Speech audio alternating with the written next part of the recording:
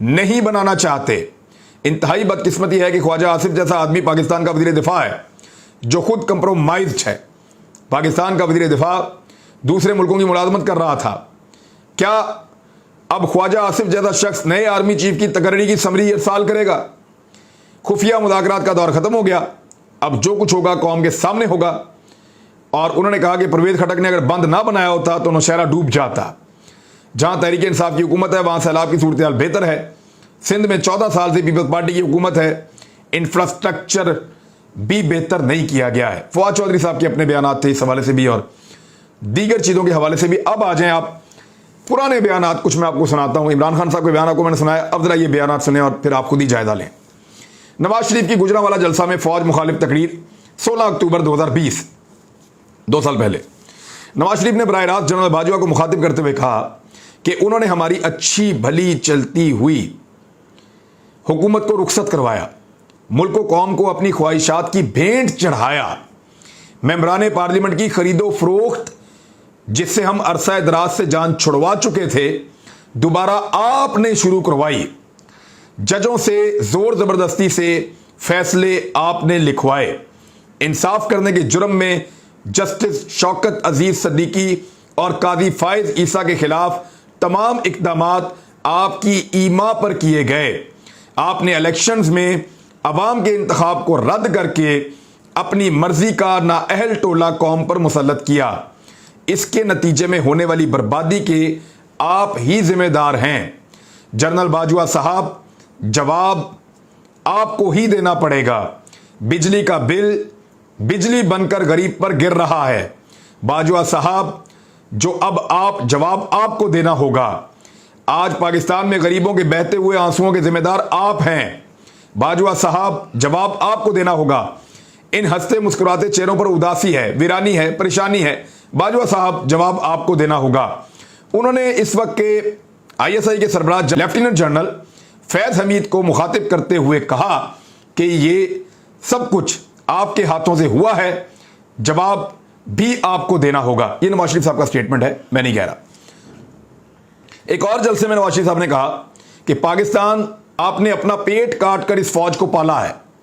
जो फौज को हेलीकॉप्टर लेकर दिए हैं, जो फौज को हमने हवाई जहाज लेकर दिए हैं, जो तोपें और बंदूकें लेकर दी हैं, आज वही हेलीकॉप्टर, तोपें और बंदूकें पाकिस्तान का खून करने लगी हैं। यह नवाज शरीफ का स्टेटमेंट था, मेरा नहीं है, यह इमरान खान का नहीं है। एक और स्टेटमेंट आपको पढ़ के सुनाता हूं अयाज सादिक का। कौमी असम्बली में खिताब करते हुए कहा कि अभिनंदन की तो बात ही ना करें। मुझे याद है शाह महमूद कुरैशी साहब भी इस मीटिंग में थे जिसमें वज़ीर आज़म ने आने से इनकार कर दिया और फौज के सरबराह तशरीफ लाए। पैर कांप रहे थे, माथे पर पसीना था और हमसे शाह महमूद साहब ने कहा कि खुदा का वास्ता है अब इस अभिनंदन को वापस जाने दें, क्योंकि अगर ऐसा ना हुआ तो रात 9 बजे हिंदुस्तान पाकिस्तान पर हमला करने वाला है। हिंदुस्तान ने कोई हमला नहीं करना था, सिर्फ घुटने टेक कर अभिनंदन को वापस भेजना था।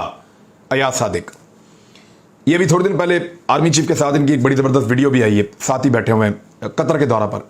ख्वाजा आसिफ का बयान, इस मुल्क के नुमाइंदों को अगर बिठा लें और 5 जंगों की इंक्वायरी करवाएं तो किसी भी शख्स में एक रत्ती भर भी सेल्फ रिस्पेक्ट होगी तो उसका सर शर्म से झुक जाएगा। लेकिन आज भी अपना सीना चौड़ा करके ये डिफेंस बजट मांग रहे होते हैं। कौम की हड्डियों से गोश्त तक उन्होंने निचोड़ लिया है, ख्वाजा आसिफ ने कहा है, इमरान खान ने नहीं कहा। अभी इस वक्त वज़ीर दिफा है वो। मुईद पीरज़ादा के प्रोग्राम में कहा कि 65 में फेक विक्ट्री डिक्लेयर की, यानी जाली विक्ट्री डिक्लेयर की 1965 में। पूछा आपने, उन्होंने सियाचिन हारा, वो पूछा इनसे। उन्होंने कारगिल हारा, वो पूछा। ये ख्वाजा आसिफ कह रहे हैं मुईद पीरज़ादा के प्रोग्राम में, इमरान खान ने नहीं कहा। परवेज रशीद का जलसे से खिताब, बर्बाद कर चुके हैं इस पाकिस्तान को, तबाह कर दिया है और पाकिस्तान को लहू लहान कर दिया है। पाकिस्तान को नवाज शरीफ, अब पाकिस्तान तुम ठीक करो, खराब करे ये फौज के जर्नैल और ठीक करे नवाज शरीफ आकर। यह बयान परवेज रशीद साहब का है, मुस्लिम लीग नून से ताल्लुक है, इमरान खान ने नहीं दिया। मरियम नवाज का बयान फौज के बारे में, 1 नवंबर 2020 यानी हाल ही में लाहौर में मरियम नवाज ने कहा यह जो दहशतगर्दी है, खिताब के दौरान ये नारे लगे थे, इसके पीछे वर्दी है, ये नारे लगाए गए। मरियम साहब बहुत खुश थी। एक और जगह पीडीएम जलसे से खिताब करते हुए मरियम नवाज ने कहा कि एक अनाड़ी और नाअहल पाकिस्तान की बस चला रहा है और 2 सेलेक्टर्स मिलकर पूरी कुव्वत के साथ इस बस को धक्का लगा रहे हैं, लेकिन वो चलने का नाम नहीं ले रही। कई दफ़ा इन लोगों ने मुख्तलिफ जर्नैलों के नाम लिए, कई दफ़ा उनके ऊपर अटैक किया। मरियम नवाज साहबा ने यह भी बताया कि आने वाला जर्नैल कैसा होना चाहिए, उसकी क्वालिटीज़ क्या होनी चाहिए, वो बयानात। क्योंकि जब जनरल फैज़ के आर्मी चीफ बनने के हवाले से एक सवाल मुतीउल्लाह जान ने किया तो इस पर मरियम नवाज साहबा ने बड़ा ज़बरदस्त बताया था कि मैं बताती हूँ किस तरह का आर्मी चीफ होना चाहिए, और उसके खवास बताए थे, मेरिट्स उन्होंने बताए थे कि किस तरह के होने चाहिए आर्मी चीफ के।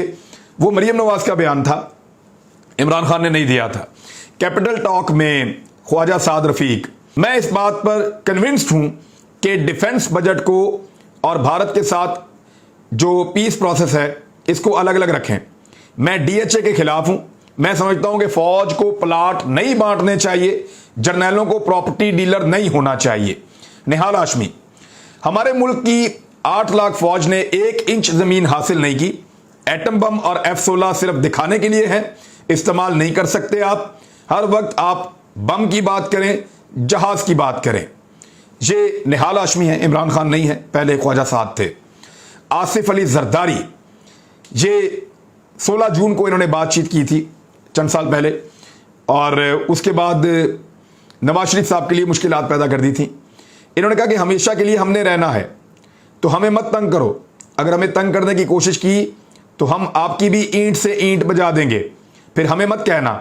अगरचे आप सिर्फ जंगों से डरते हो तो हम जंग करना जानते हैं, ये मत समझना हमें जंग नहीं आती, हमें जंग आती है और किसी को नहीं आती।